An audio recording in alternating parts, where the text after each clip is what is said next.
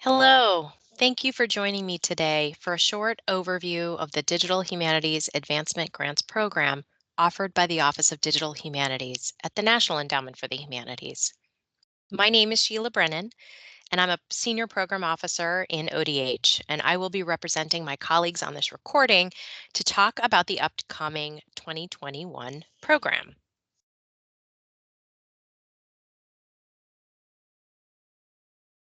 During the recording, I will discuss what the Digital Humanities Advancement Grant Program funds, deadlines and eligibility, steps for planning your application, the review criteria, resources available for all applicants, the application and review process, key dates, and contact information.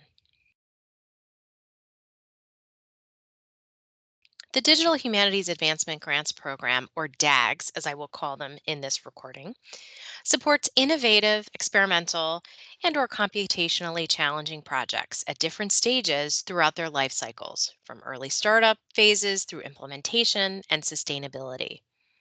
Experimentation, reuse, and extensibility are valued in this program that leads to innovative work that can scale to enhance scholarly research, teaching, and public programming in the humanities.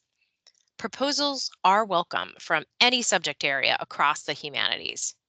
We do ask that applicants address one of the program's priorities, either creating or enhancing experimental, computationally based methods, techniques, or infrastructure that contribute to the humanities, pursuing scholarship that examines the history, criticism, and philosophy of digital culture or technology and its impact on society, or conducting evaluative studies that investigate the practices and impact of digital scholarship on research, pedagogy, scholarly communication, or public engagement.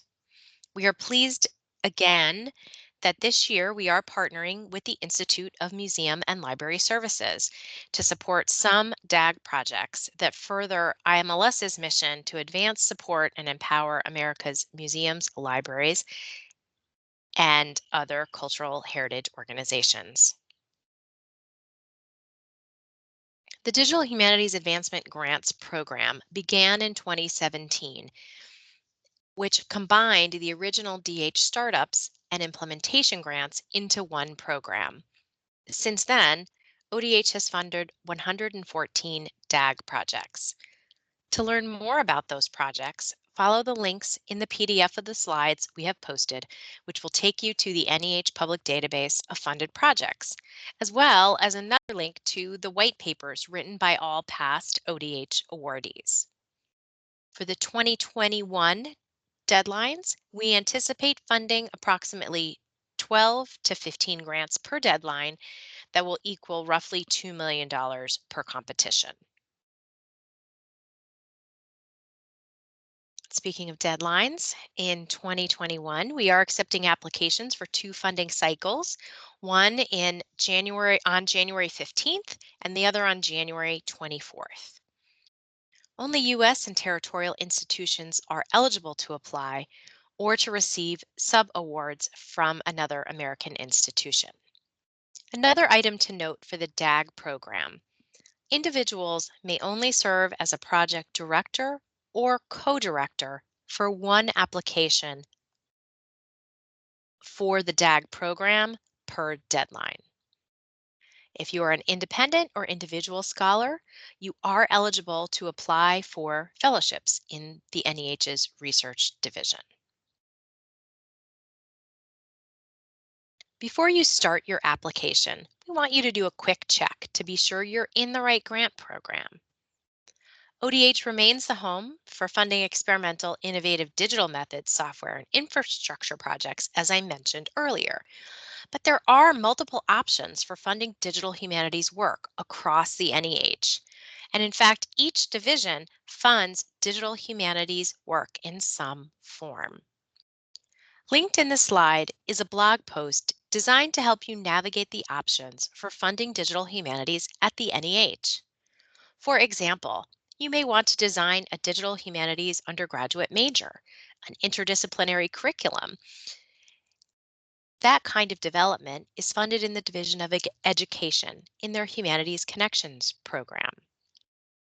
If you're building a new database of primary sources or designing access points to existing digital collections, you should look to the Division of Preservation and Access and their Humanities Collections and Reference Resources program.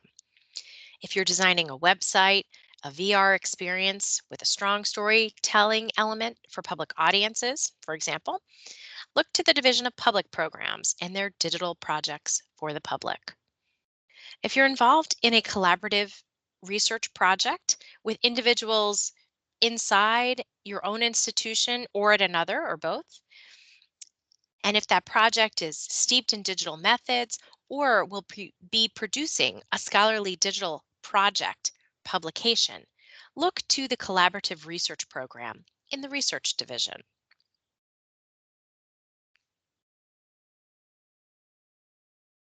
It's important to highlight a few activities that the DHAG program does not fund. For example, digitization projects, or the creation of a scholarly journal, or converting an existing one to a digital format.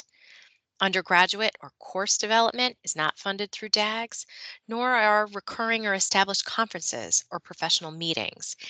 And as with all NEH projects, projects that fall outside of the humanities or that promote a particular political, religious, or ideological point of view. The full list of restrictions can be found in the Notice of Funding application on pages 25 to 26. Now that you're certain that the DHAG is the right program for your project, it's time to think about an appropriate funding level for the work you want funded. And this relates both to the project stage in development as well as the funding amount.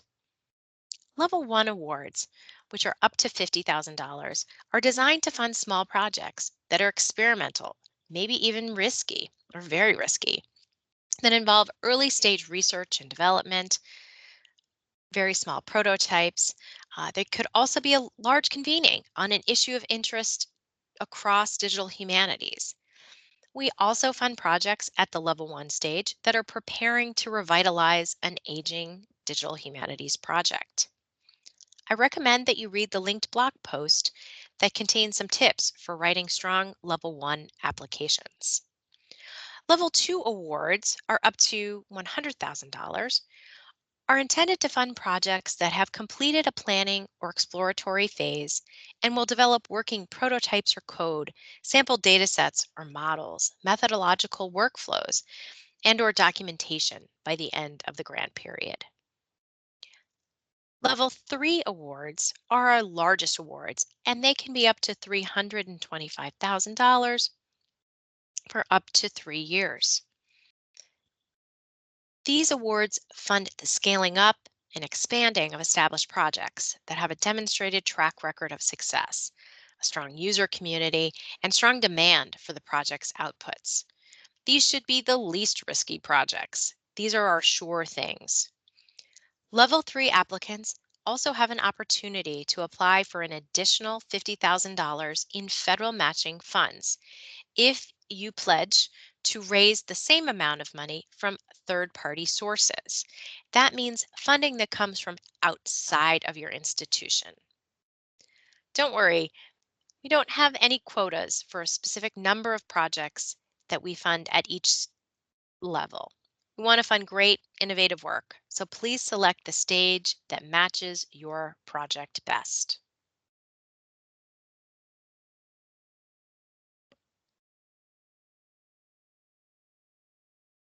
So now that you're ready to apply, when you arrive at the Digital Humanities Advancement Grant Program page, this serves like a dashboard for all the things related to and necessary to complete and guide you through the DHAG application process, including all the application materials, budget guidance, frequently asked questions, sample funded applications, and all applicable due dates. Start by downloading and reading the Notice of Funding Opportunity, which I'm going to be referring to as the NOFO from here on in. These used to be called the guidelines. Download the NOFO and then read it again. You want to have this handy throughout the entire grant writing and submission process. And the reason that you should have the NOFO handy is that you want to identify all of the required components in the application very early on. So let the NOFO serve as your guide for writing your application. Application will not be considered eligible for review if it's late or if it does not satisfy all the requirements dictated in the NOFO. Please watch for required elements, including page limits. Obey all musts and shoulds. To help you keep track of all of these components, there is a checklist on pages 17 and 18 of the NOFO, where you will find all of the components for a complete application.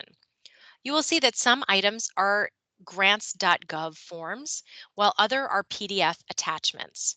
The entire grant application will be submitted through grants.gov by your Office of Sponsored Research or Grants or Development Office. At this stage, we recommend that you start working with your grants office to discuss responsibilities and expectations for completing the application on time. As project directors, you will begin writing and developing the different components of the application using the section headings we provide in the NOFO for the narrative, and we ask that you address the questions that we provide for each section and component. The ODH team has published a short series of blog posts linked here to help applicants like you work through the process of writing an application, keeping in mind how reviewers will evaluate your proposal. The NOFO also offers a handy table that provides a crosswalk between the narrative components and the review criteria. And that next, I'm going to talk about the 6 review criteria used in evaluating all DHAG applications. Criterion 1, the intellectual significance and impact of the project for the humanities. Using the Enhancing the Humanities and Final Products and Dissemination sections of the narrative, describe your idea by succinctly and describe what the project will produce. Identify a challenge or a question within the humanities and propose an innovative approach to solve the problem or to address the need for audiences you carefully identify. Be sure to discuss the impact you believe your project will have both on humanities research and the intended audiences. And be sure to tell us how you will make the outputs of this publicly funded award available. Criterion 2, the quality of the overall conception, organization, and description of how the proposed work sits within a broader context, and the quality of the argument for new or further work in this area.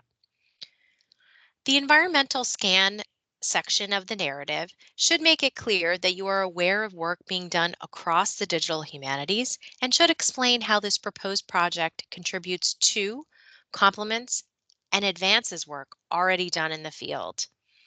If applicable to this stage of the project, use the history of the project section to discuss any preliminary research or prototyping the team has completed to date.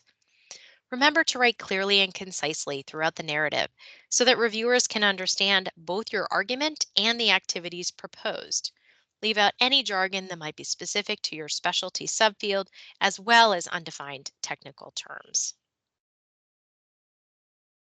Criterion 3, the feasibility and appropriateness of the work plan, methodology, and use of technology, and the project's plans for mitigating risk and addressing accessibility for its intended audiences. This corresponds to the activities and project team, final products and dissemination, narrative sections, as well as the work plan attachment. Tell us specifically what will be done and who will do it over the course of the grant period. Have you set realistic goals? Are the proposed methodologies or technologies appropriate for the project goals? Are appropriate project personnel associated with specific tasks? For example, if there is a data curation project, is there a data curation specialist on the team? We want you to talk about the risks involved in this work. ODH is one of the few divisions that requires applicants to discuss what is challenging and how you will pivot when something doesn't quite go as planned. One good example is talking about the risks that might be involved in related to staff attrition or travel restrictions. We also ask that proposals address accessibility and universal design by identifying the disabilities your accessibility plan will address. For example, are they addressing cognitive or physical disabilities, hearing impairment, vision impairment? If you wish to include a draft meeting agenda for a level 1 convening proposal or data models, workflow illustrations, information architecture, screenshots of a digital project or website, we encourage that applicants use the appendix to include those documents to further illustrate the activities proposed for the project. Criterion 4, the qualifications, expertise, and levels of commitment of the project director and key project staff or contributors. This corresponds to narrative sections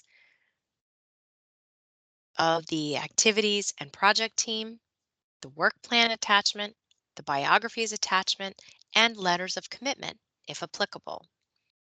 Convince reviewers that you have assembled the right team members to accomplish the proposed activities. Craft biographies that address individuals' experiences and skills that prepare them for a role on the project. Do not include CVs.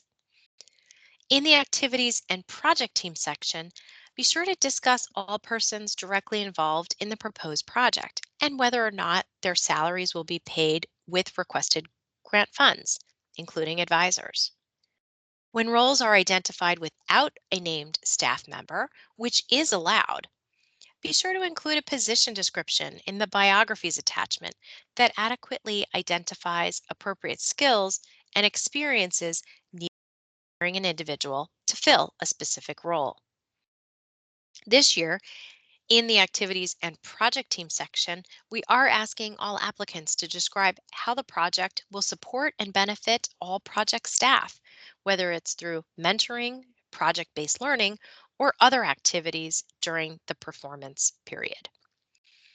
If you propose convening an advisory board or collaborating with another institution, brief letters of commitment should be included acknowledging or they acknowledge their responsibilities during the course of the project.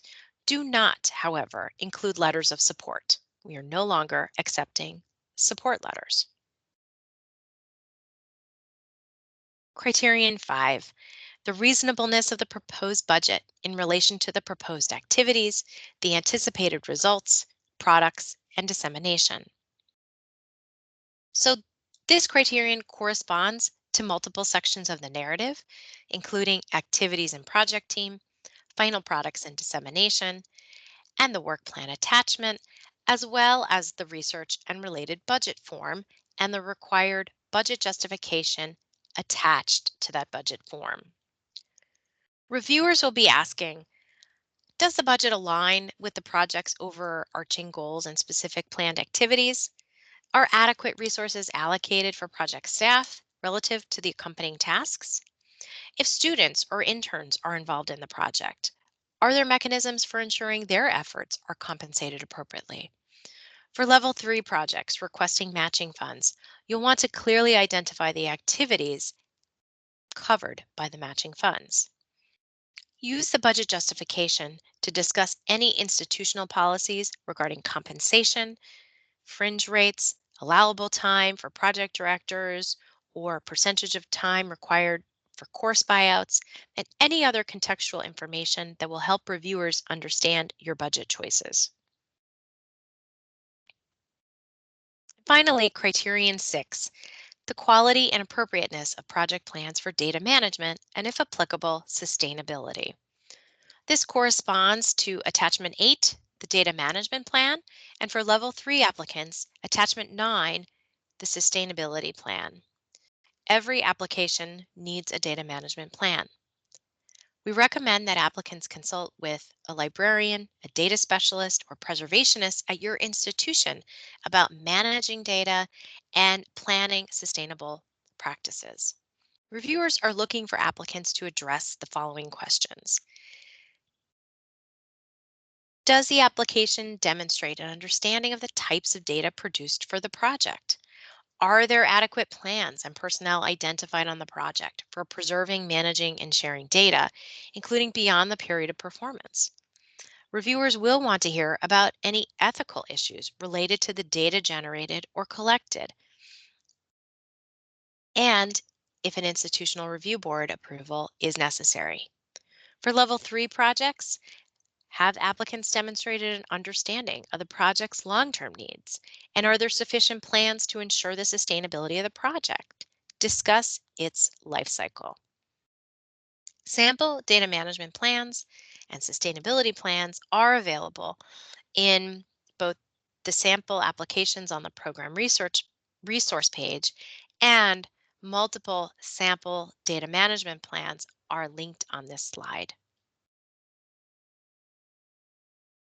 So this is a list of all the application components again and how they map to the review criteria. So it's just a different way of viewing the information that I briefly went over. We hope that you can better see that what we are asking for all map to the review criteria. So reviewers will be reading all of these components as they make their assessments.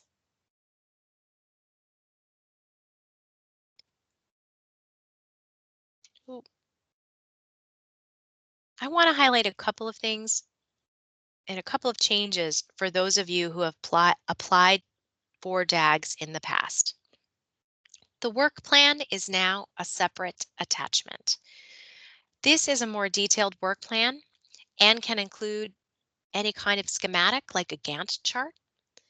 The activities and project team section in the narrative is a higher level description of the work to be done and who will be participating in the project.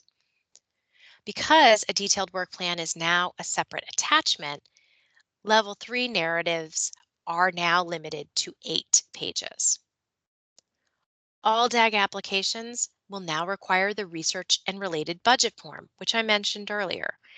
This is a standard federal budget form that's completed in grants.gov, and it's been in use by many other federal granting agencies, and the NEH has recently adopted its use. So please do not attach a separate budget. Your institution must complete the required budget form.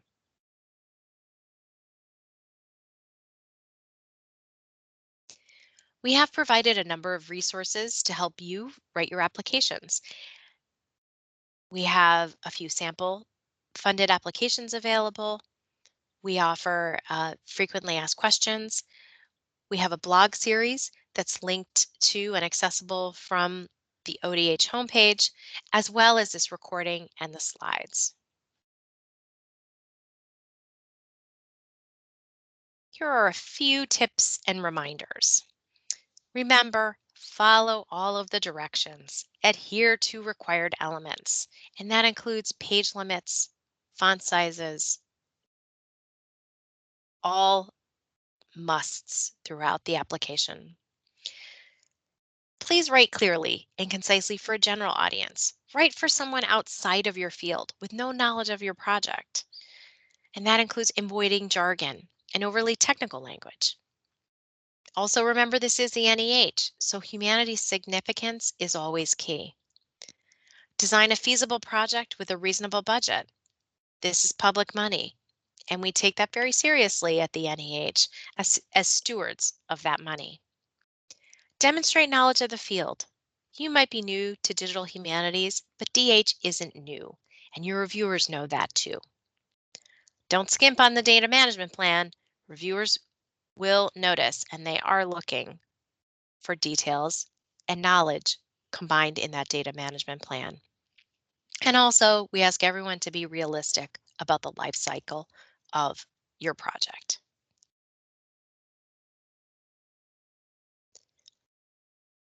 Once you've submitted your application, it can take 6 to 7 months for the NEH's rigorous multi-step review process to be completed. So once it's submitted, ODH staff review all submissions for completeness and eligibility. Then we break applications into different panels by method and area of practice and recruit up to 5 panelists with an appropriate mix of subject matter, methodological, and digital project experiences to review applications. Peer reviewers then have 6 to 8 weeks, sometimes less, to read and evaluate proposals. And then everyone gathers for a panel meeting. Staff then makes recommendations after the peer review process is complete. These recommendations are taken before the National Humanities Council, which meets 3 times a year. So that means applications received in January go to the July Council. Applications received in June go to the November Council. The NEH chairperson then makes all final decisions and awards. And finally, after that, applications are notified. We understand that it's really hard to wait that long. Many of us have been in that position as well. I hope this gives you a more concrete sense of why it does take so long for your application to be reviewed and for you to be notified. All right, let's review some key upcoming dates. Our next deadlines are January 15th, 2021 and June 24th, 2021. Our office will read draft applications if they are sent to the Office of Digital Humanities email box by December 1st for the January deadline, by May 5th, 2021 for the June deadline. And we do try our best to get back to anyone who has submitted a draft within 2 to 3 weeks, depending on the volume that we've received. So the earlier you can send something in to us, the better and the faster you will receive feedback from one of our program staff. Notifications for the January 15th, 2021 deadline will be in August, with project start dates in September. Notifications from the June 24th, 21 deadline will be in December, with a start date of January in 2022. Let me say honestly that my colleagues and I are here to help. We do want to hear from you, and yes, we respond to our email. If you have follow-up questions after viewing this recording, please send us an email. With everyone working remotely these days, it is the easiest way to reach us. Then we can decide if we need to schedule a video chat or an old-fashioned phone call. Thank you so much for your time today, and good luck writing your applications.